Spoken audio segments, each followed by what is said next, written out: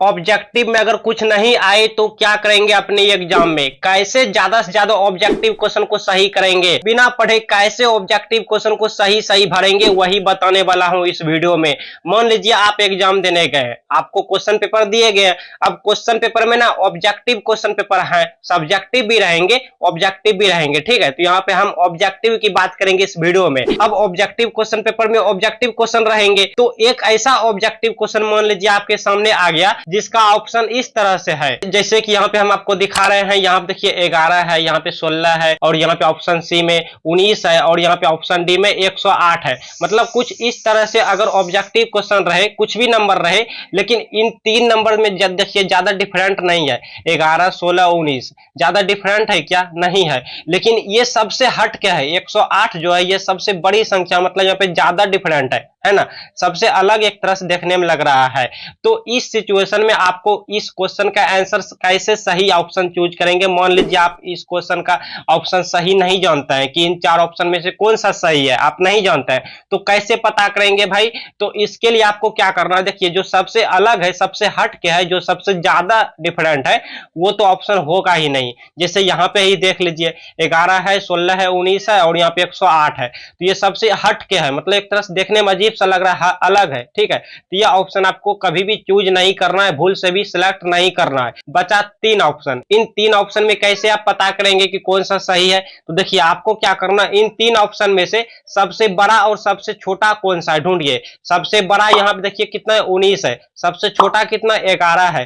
तो अब option number A और ऑप्शन नंबर सी, यही दोनों में से कोनो आंसर होने की ज्यादा चांस है, 11 या तो 19, यही दोनों में कोनो आंसर होगा आपका, ठीक है। तो अब आपको सही ऑप्शन चूज करने में बहुत आसान हो गया है ना। देखिए कहां आपके पास चार ऑप्शन था, अब चार में से दो ऑप्शन आपके पास रहा, या तो 11 या तो 19, यही दोनों में कोनो सही होने की 95% गारंटी है भाई। अच्छा आइए आगे देख लेते हैं। आगे मान लीजिए कोई ऐसा क्वेश्चन है आपके सामने जिसका कि चार ऑप्शन दिया गया है, चार ऑप्शन में से यहाँ पे कोई ऑप्शन ए बी सी कुछ रहेगा, ठीक है। लेकिन ऑप्शन में अगर डी ऑप्शन में अगर आपको दिखे कि ऑल ऑफ एबव या ऑल ऑफ दीज, यानी इनमें से सभी आपको अगर दिखे, तो इस सिचुएशन में आप इनमें से सभी में ही जाइएगा, इसी को सेलेक्ट कीजिए। 99% के साथ हम कह रहे हैं कि ऑल ऑफ दीज ही सही होगा इस सिचुएशन में, इनमें से सभी रहे ऑप्शन में, तो आप उसी को लगा दीजिएगा सही ऑप्शन, ठीक है, उसी को सेलेक्ट कर लीजिएगा। 99% गारंटी है मेरा सही होने की। अच्छा आगे देखिए, ज्यादा हम टाइम आपका नहीं लेंगे।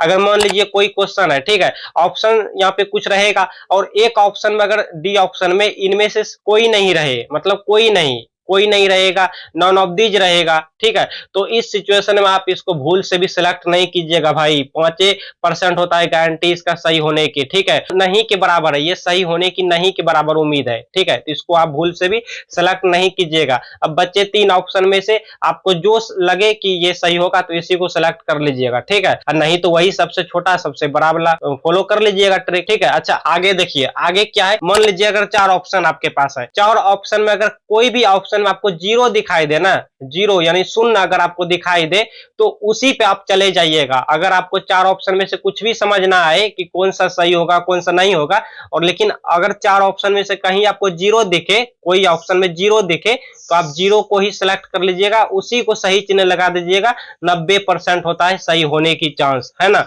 अच्छा आगे की क्वेश्चन है, देखिए यहाँ पे, यानी ऑप्शन में कुछ ऐसा दिखे, क्वेश्चन तो खैर कुछ भी रहेगा, ऑप्शन में मान लीजिए चार ऑप्शन आपके पास है, इन चार ऑप्शन में से तीन ऑप्शन आप कहीं देखे ही नहीं है, कोई भी किताब में कॉपी में कहीं नहीं देखे, नहीं जानते हैं, मतलब अननोन क्वेश्चन रहे, ऑप्शन ए में अननोन रहे, बी में अननोन रहे, या सी में अननोन रहे, ठीक है, या सी में नॉन रहे तो डी में अननोन रहे, यानी चार ऑप्शन में से तीन ऐसे ऑप्शन रहे जिसे आप जानते ही नहीं है, देखे ही नहीं है कहीं। लेकिन इन्हीं चार ऑप्शन में से एक ऑप्शन ऐसा रहेगा जो कि आपको लगेगा अरे इसको हम देखे हैं कहीं, यही सही होगा, यही सही होगा, मन में इस तरह से चलेगा, तो आप उसी को सही कर लीजिएगा। मतलब चार ऑप्शन में से एक ऑप्शन ऐसा रहे जिसको आप जानते हैं, बाकी तीन ऑप्शन को नहीं जानते हैं, कहीं देखे तक नहीं है, तो जिसे आप जानते हैं, जिसे आप देखे हैं, उसी पे आप चले जाइएगा, उसी को सेलेक्ट कर लीजिएगा, ठीक है। अच्छा आगे की अगर इस टाइप के क्वेश्चन रहे, जैसे इसवी वाला हो गया, न्यूमेरिकल टाइप का क्वेश्चन हो गया, इसवी या न्यूमेरिकल, ठीक है, दोनों में ये ट्रिक फॉलो करेगा।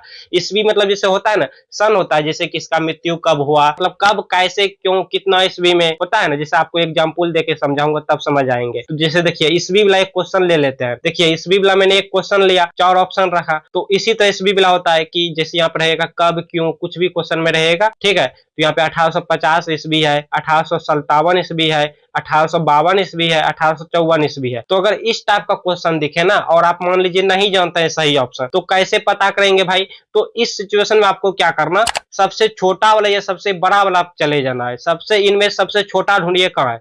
सबसे छोटा देखिए, सबसे छोटा यहाँ पे 50 है भाई, है ना, 1850 है। और सबसे यहाँ पे बड़ा कौन है? सबसे बड़ा देखिए 1800 कितना है। तो अब यही दोनों में से कोनो सही होगा, या तो सबसे बड़ा वाला सही हो जाएगा जो कि 1857 है, या तो सबसे छोटा जो कि 1850 है। यही दोनों में सही होगा। मतलब कि आपके पास 4 ऑप्शन था, 4 में से हमने 2 को, अब रहा 2 ऑप्शन ना, 2 में अगर आपको लक्की है, आपका थोड़ा किस्मत अच्छा है तो अच्छा एग्जाम जाएगा भाई। तो 2 में से ज्यादा चांस होता है सही होने की, है ना।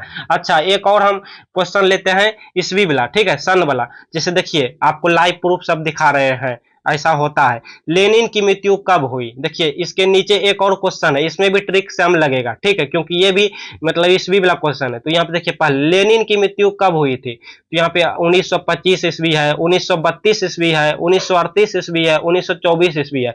तो मैंने क्या बताया कि ईस्वी वाला जब भी क्वेश्चन आपको दिखे तो इस सिचुएशन में आपको सबसे छोटा वाला जाना है या सबसे बड़ा वाला जाना है भाई। तो सबसे छोटा कहाँ है? 1924 है। सबसे बड़ा ढूंढिए, सबसे बड़ा 1938 है।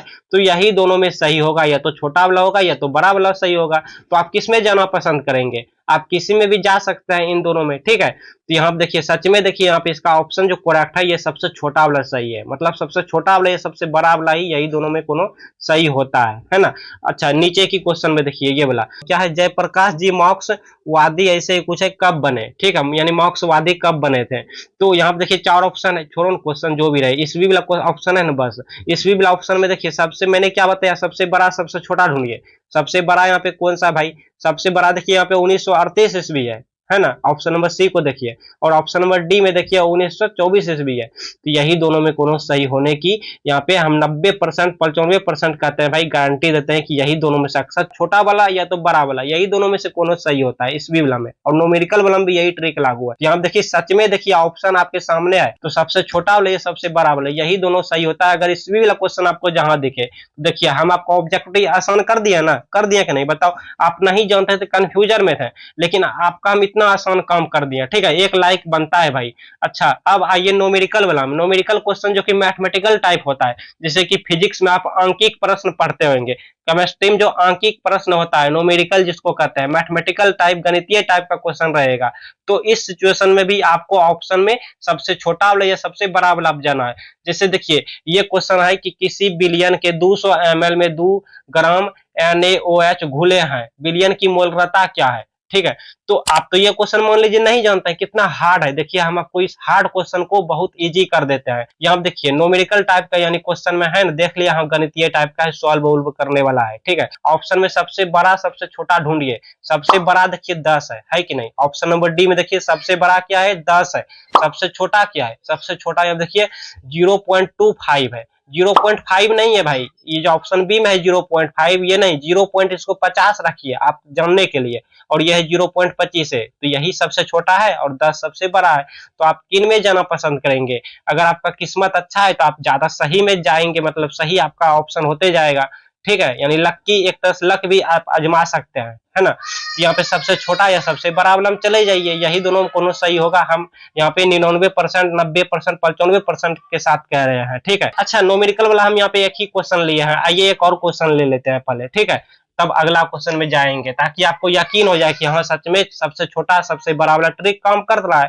देखिए न्यूमेरिकल वाला देखिए, मैंने 2 क्वेश्चन आपके सामने है, देखिए अगर ट्रिक काम नहीं करता ना तो ये दोनों में ट्रिक नहीं करता, मतलब एक में होता है एक में लागू नहीं होता। जबकि देखिए यहाँ भी दोनों में ट्रिक लागू होगा और वहां भी इस भी वाला जो बताए थे दोनों क्वेश्चन था बुक में, एक ऊपर एक नीचे, ठीक है, दोनों में काम किया था। तो इसका मतलब सच में 100% भी आप कह सकते हैं काम करता है। शायद ही कोई क्वेश्चन में काम नहीं करे, 99% चांस रहता है ये ट्रिक काम करने की, ठीक है। अब कोई ऐसा क्वेश्चन हो जिसमें ट्रिक काम ना करे तो ये एक अलग बात है, ठीक है।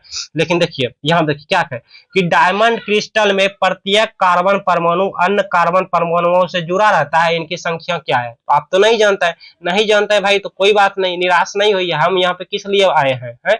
यहाँ पे देखिए सबसे छोटा सबसे बड़ा ढूंढ लीजिए, बस काम हो गया आसान। सबसे छोटा यहाँ पे 1 है, सबसे बड़ा क्या है 4 है, मतलब 4 है, ऑप्शन बी में जो है। तो यही दोनों में कोनो ढूंढिए, देखिए ऑप्शन आपके सामने है, देखिए बी है ना, यानी 4 है, यहाँ पे सबसे बड़ा वाला सही हो गया। अच्छा नीचे वाला में आइए, एक आयनिक पदार्थ इस तरह से हमने पढ़ लिया कि त्रिज्या 110 पीएम है और यहाँ पे लंबाई 508 पीएम है, मतलब इस तरह से समझ लिया ना कि हाँ चलो भाई न्यूमेरिकल टाइप का क्वेश्चन है, मैथमेटिकल टाइप का क्वेश्चन है, ठीक है।